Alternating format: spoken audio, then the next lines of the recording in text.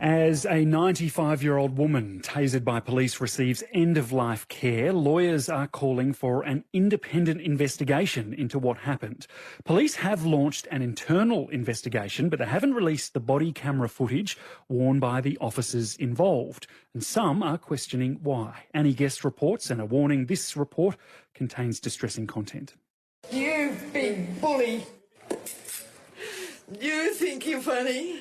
This is Rachel Graham, a 45-kilogram woman with dementia, being forcibly handcuffed by 6 police officers at her nursing home in Sydney in 2020.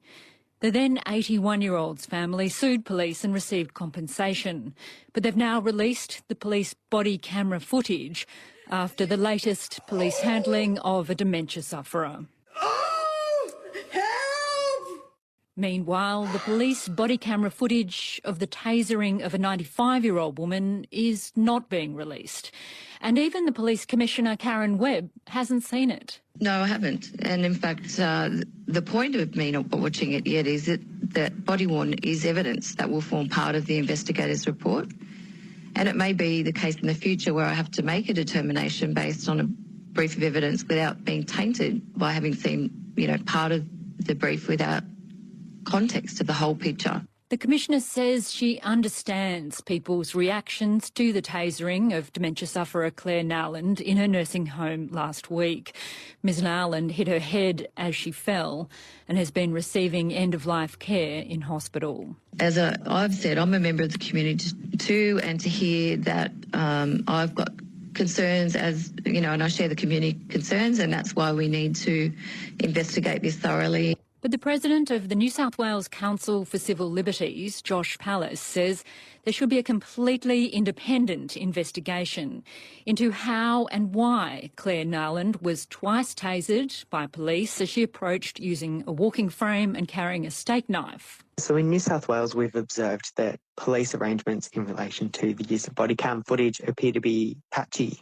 From time to time, we see body cam footage which is released by the police, sometimes before charges are laid, sometimes after charges are laid, but then other times you see police jealously guarding the body cam footage. And in this particular case, we just see it as underscoring the need for an independent investigation. The body cam footage will go to an independent arbiter.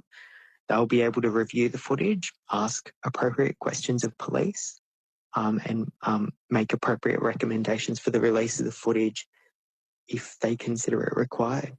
But former policeman and now criminologist Dr Michael Kennedy from the University of New England says body camera footage is only released to aid investigations. You're right, it is ad hoc whether these things are released or whether they're not, because the criminal justice system is ad hoc.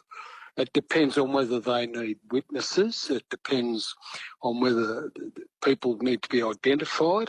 And Dr Kennedy backs the Commissioner's decision not to view the vision of the incident. Well, I agree with her because she's not conducting the investigation.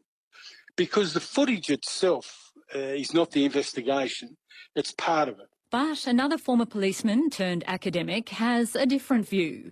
Associate Professor Terry Goldsworthy is a criminologist from Bond University. I would have thought the Commissioner would have received substantial briefings in terms of executive briefing notes or whatever as to the context of the police going there.